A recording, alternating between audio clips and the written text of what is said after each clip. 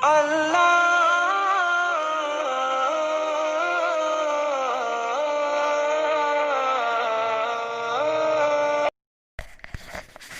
اللہ الرحمن الرحیم الحمد للہ رب العالمین والصلاة والسلام على سید المرسلین وخاتم النبیین محمد وآلہ واصحابہ اجمعین اما بعد فاعوذ باللہ من الشیطان الرجیم ومن يتق اللہ یجعل له مخرجا ويرزقه من حیث لا يحتسب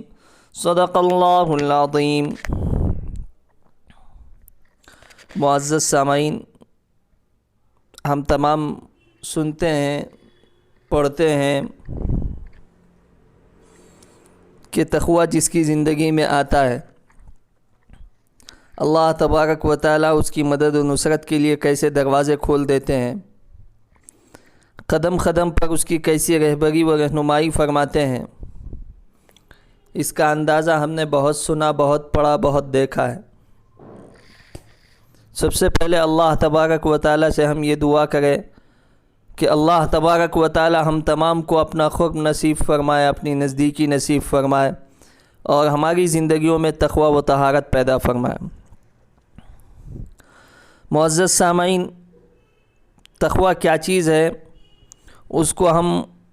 علماء کی تشریحات کی روشنی میں انشاءاللہ آپ کے سامنے بیان کریں گے۔ 4 خوبیاں جس کے اندر ہوتی ہیں وہ متقی ہوتا ہے۔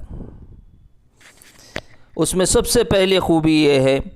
کہ وہ حلال طریقے سے دولت کماتا ہو،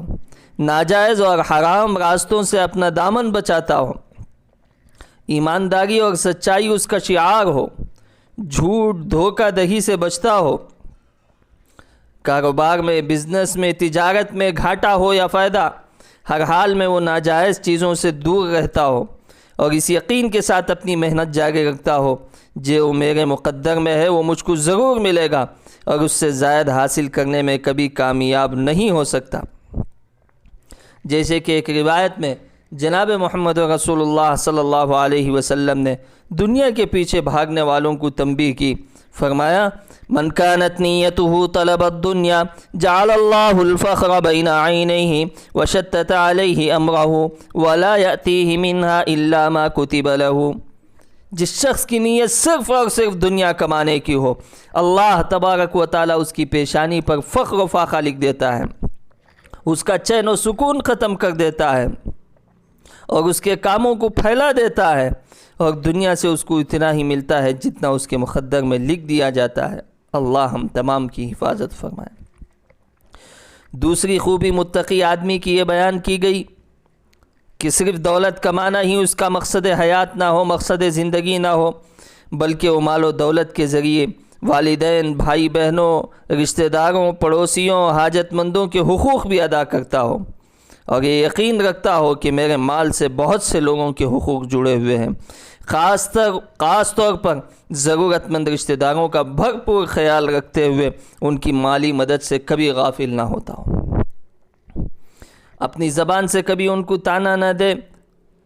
اور اسی طرح ایسی حرکت نہ کرے جس سے ان کو احسان جتلانے کی طرح محسوس ہو،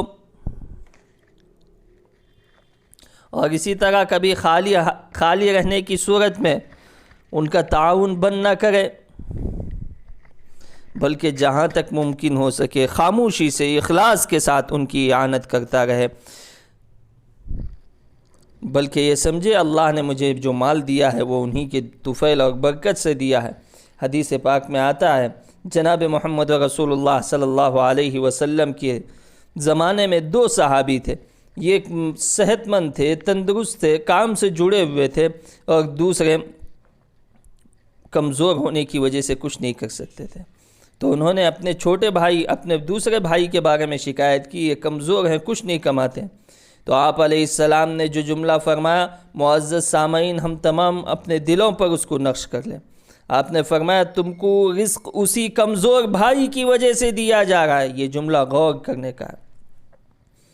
اور ایک حدیث میں آپ نے فرمایا مجھے اللہ نے فرمایا کہ دیکھو میری رضا جوئی کو تمہارے کمزوروں میں تلاش کرو، اس وجہ سے کہ تمہارے کمزوروں کی وجہ سے تمہاری مدد بھی ہوتی ہے اور تم کو روزی بھی دی جاتی ہے۔ تیسری خوبی متقی کی کیا ہے کہ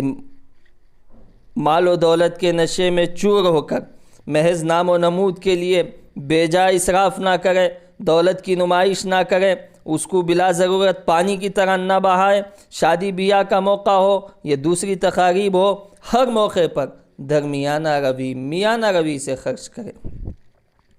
کفایت شعاری جس کو کہتے ہیں اس حساب سے خرچ کرے، اور کسی قیمت پر غیر شرعی رسم و رواج اور غیر اسلامی طور و طریقے کو نہ اپنائے، اور اس یقین کے ساتھ زندگی گزارے جس طرح میں دولت کمانے میں آزاد نہیں ہوں اسی طرح اس کو خرچ کرنے میں بھی آزاد نہیں ہوں، بلکہ میں اس کو خرچ کرنے کے موقع میں بھی کمانے کے موقع میں بھی شریعت اسلامیہ کا پابند ہوں اور سنت نبوی کی پاسداری ضرور رکھوں گا۔ یہ متقی آدمی کی پہچان ہے۔ چوتھی خوبی متقی کی یہ ہے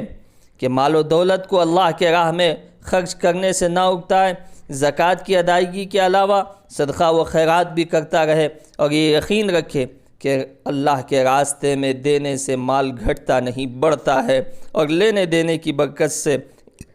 انسان جو ہے وہ اللہ کے غصے سے قہر سے بچتا ہے۔